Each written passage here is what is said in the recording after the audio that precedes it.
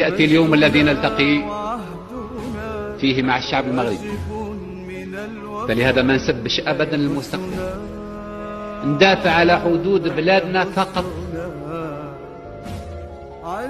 ندافع على حدود بلادنا فقط، ونقولوها بكلمات بسيطة، بكلمات واضحة. أما بالنسبة للشعب المغربي المدفوع المغلوب على أمره، هو مدفوع في سياسة الهروب إلى الأمام، علينا نحن كأبناء شعب،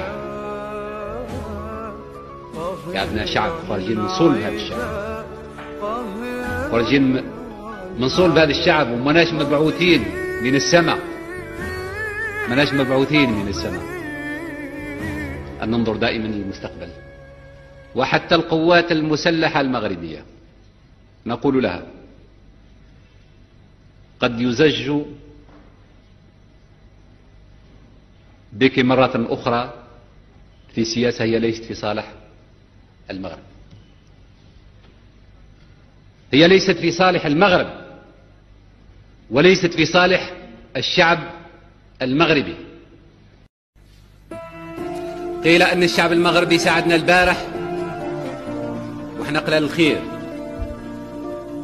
إحنا دفعنا الثمن من أجل تحرير الشعب المغربي، إحنا دفعنا الثمن.